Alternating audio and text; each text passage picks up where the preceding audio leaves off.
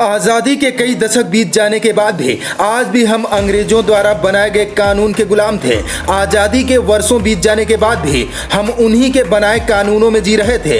अंग्रेजों द्वारा बनाया गया कानून लोगों को न्याय देना नहीं बल्कि दंड देना था। आज़ादी के बाद देश में कई प्रधानमंत्री आए और चले गए, लेकिन किसी की हिम्मत नहीं हुई कि अंग्रेजों द्वारा बनाए गए कानून में छेड़छाड़ करे। 2000 से ज्यादा कानूनों को बदलने की हिम्मत देश के 13 प्रधानमंत्री क्यों नहीं कर पाए? सरदार पटेल जैसे ताकतवर गृह मंत्री ऐसा कर सकते थे, लेकिन तत्कालीन प्रधानमंत्री पंडित जवाहरलाल नेहरू शायद ऐसा नहीं करना चाहते थे। उसके बाद प्रधानमंत्री और गृह मंत्री की कोई ऐसी जोड़ी नहीं आई जो इन कानूनों में छेड़छाड़ कर सके, लेकिन पीएम मोदी और अमित शाह की जोड़ी ने आज वह कर दिखाया जो आजादी के बाद से देश का कोई भी प्रधानमंत्री और गृह मंत्री नहीं कर पाया। गृह मंत्री अमित शाह के ऐतिहासिक फैसले ने अंग्रेजों के गुलामी से हमें मुक्ति दिलाई। अमित शाह ने 3 कानूनों में बदलाव करके इतिहास रच दिया। देश अब तरक्की करेगा, देश अब आगे बढ़ेगा। अब लोगों को बार बार कोर्ट और कचहरी के चक्कर नहीं काटने पड़ेंगे, बार बार तारीख पर तारीख नहीं पड़ेगी।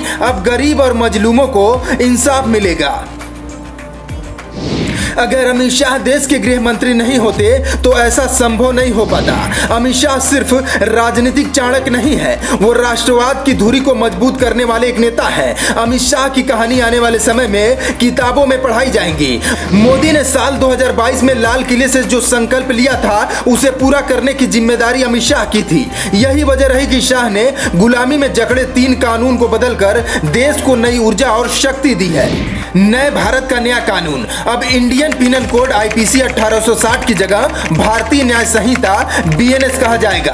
क्रिमिनल प्रोसीजर कोड सीआरपीसी 1898 की जगह भारतीय नागरिक सुरक्षा संहिता 2023 हो गया। इंडियन एविडेंस एक्ट 1872 को बदलकर भारतीय साक्ष्य अधिनियम 2023 कर दिया गया।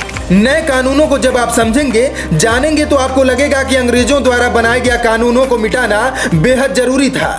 एक तीनों कानून अंग्रेजों के जमाने से बनाए थे। जैसा मैंने कहा कि 150 साल पुराने कानून।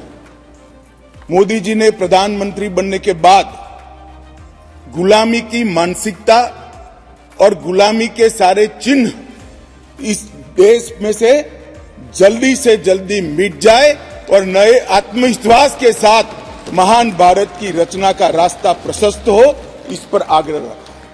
उन्होंने लाल किले की प्राचीर से कहा, मान्यवर, उन्होंने कहा कि कॉलोनियल कानूनों से जल्दी इस देश को मुक्ति मिलनी चाहिए, और उसी के तहत गृह मंत्रालय ने 2019 से इसमें परिवर्तन लाने के लिए गहन विचार विमर्श चालू किया था।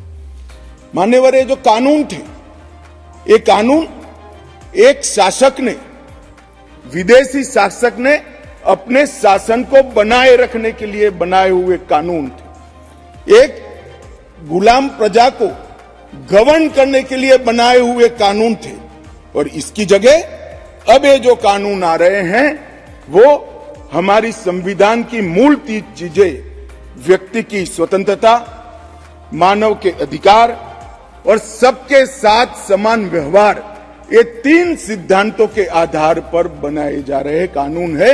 ये इसका मूल परिवर्तन है जो कुछ लोग पहचान नहीं पाए। नए कानूनों से क्या बदलाव होगा? शिकायत के 3 दिन के भीतर एफआईआर दर्ज करनी होगी। 45 दिनों के भीतर सुनवाई करके फैसला देना होगा। अब आप बिना थाने में गए ऑनलाइन ही एफआईआर दर्ज करा सकेंगे। 15 दिन की जगह 60 से 90 दिन की पुलिस रिमांड संभव है। भारत की संप्रभुता, एकता और अखंडता को खतरे में डालने वाली हरकतों को एक नए अपराध की श्रेणी में डाला गया है। शादी का झूठा वादा करके सेक्स की विशेष रूप से अपराध के रूप में पेश किया गया है।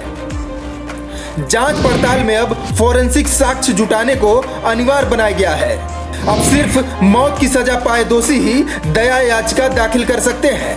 3 कानूनों में बदलाव से अब पुलिसकर्मी लैपटॉप और कंप्यूटर से लैस होंगे। तकनीकी की बढ़ती दुनिया में पुलिस को भी काफी मदद मिलेगी। ऐसा होने से लोगों को जल्द से जल्द न्याय मिलने की उम्मीद बढ़ेगी। 650 से ज्यादा न्यायालयों और 16,000 से ज्यादा देश के पुलिस थानों में ये व्यवस्था लागू हो चुकी है। 3 कानूनों में बदलाव से अब लोगों को उम्मीद दिखने लगी है। Bureau report, news for nation.